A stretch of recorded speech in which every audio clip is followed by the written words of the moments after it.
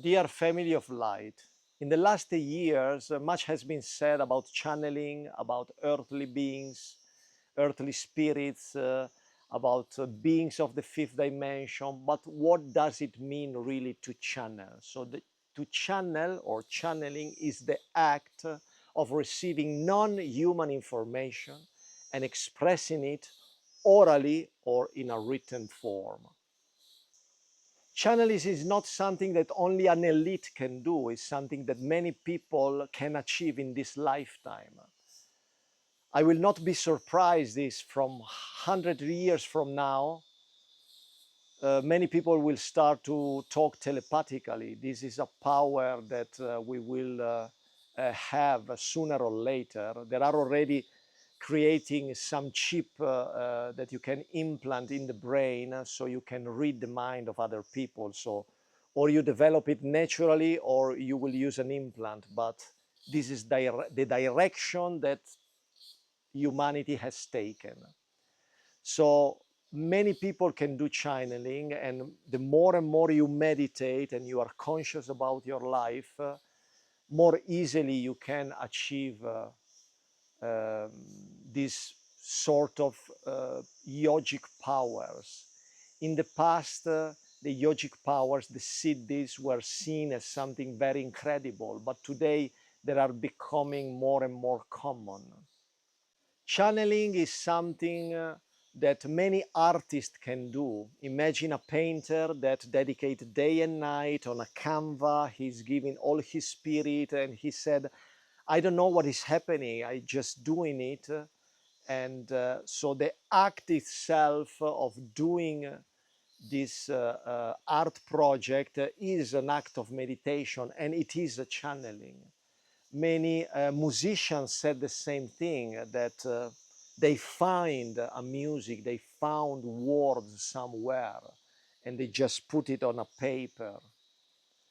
So this is very common in art in general, but even in the scientific world, we can see example of channeling. Einstein and the law of relativity is a big example. He could not extrapolate this law from something from the past. It was pure intuition. So in some sense, we can say that pure intuition is a form of channeling.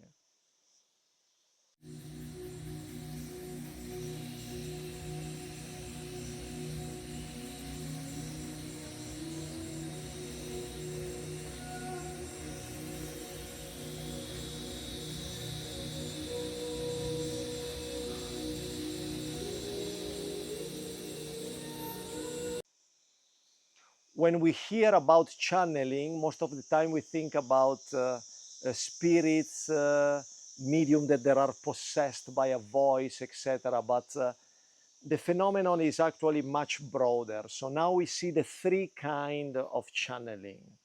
There is the conscious channeling, which is the channeling where the channeler remains conscious of itself and the environment that surrounds him, and he's capable of receiving information. He can say it, or he can write it down, or he can express it in a form of art, whatever. So artists are inside this category, and also who is doing intuitive writing, or is also called automatic writing.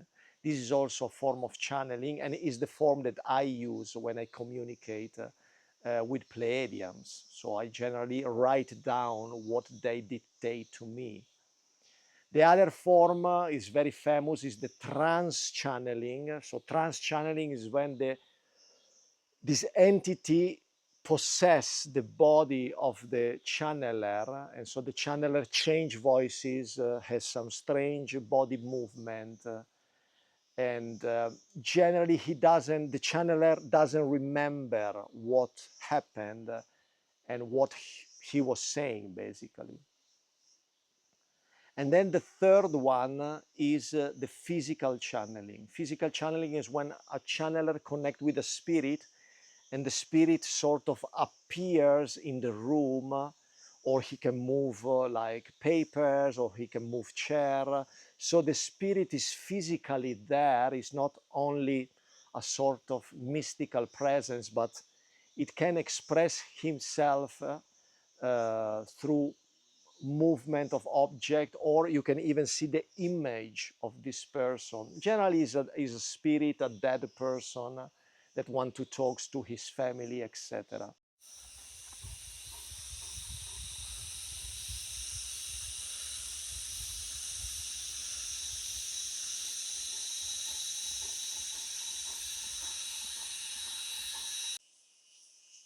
So channeling is always relevant, maybe not. It is relevant when the information that you bring into this consciousness, into this planet, into this third dimension, serves other people so as yourself.